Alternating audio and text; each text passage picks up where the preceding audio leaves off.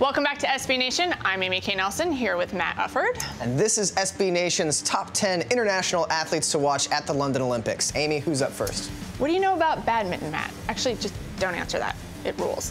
What I can tell you is the most important and interesting man in badminton in the world, Lin Dan, is the one that you've got to pay attention to. Why?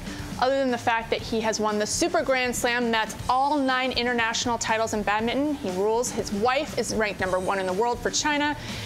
And his nickname is Super Dan. Not as cool as Thunder Dan, but still pretty cool. Pay attention to Lin Dan. I didn't realize they had 9 international events. That's cool. They do. My first pick is Bradley Wiggins. The Tour de France winner is going to be the favorite in the time trial event in front of the home British crowd. Could be very exciting. I like him because he looks like the most British person ever. He's like an orange mustache away from being Nigel Thornberry. And that's an attractive quality. Yeah. Okay, moving on. Next is Spanish basketball team. It's not an athlete, it's a collection of them. And they are thought to be considered the biggest challenger to the US men's basketball squad. And that's because they've got a whole bunch of NBAers on that team, including the Gasol brothers, Jose Calderon, and Serge Ibaka. But even with that squad, they were not able to even come close to beating the US in an exhibition game this week. Their biggest challenge, probably guarding the perimeter, but still biggest threat, so will be fun to watch. Absolutely. I've also got a team to watch. It's the Brazilian women's soccer team, aka the Cararinhas. Sounds like a drink. They've gotten the silver medal each of the last 2 Olympics behind the American women. Marta is a 5-time FIFA Player of the Year and still only 26 in the prime of her playing career. Neutralize her, though, and you've still got Cristiane, who's one of the best strikers in the world. This could be the year that the Brazilians finally unseat the Americans from the gold medal platform.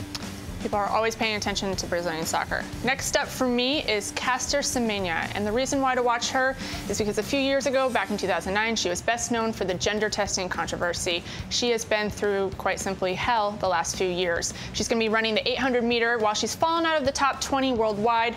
Always going to be an interesting story, always going to be a ton of eyes on her. Be interesting to see if she can compete and win. Oscar Pistorius, the double amputee who runs on the carbon fiber blades, is also going to run in the 400 meters for South Africa. Probably not going to medal, but since he's dating a Russian supermodel, he's doing okay for himself. That's actually not so bad.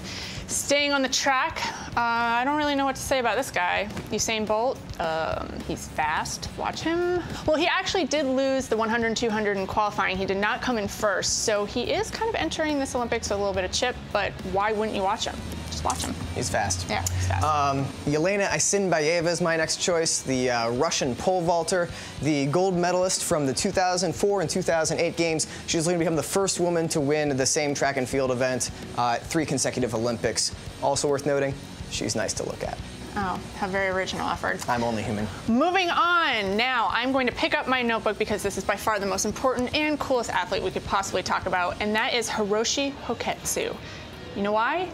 He's an equestrian, he performs dressage, and he's 71 years old. That makes him the 2nd oldest Olympian ever. In 1964, he was 23 years old. That was his first Olympics. Go and crush it, Hiroshi. Crush it. Little known fact, dressage, also known as horse dancing.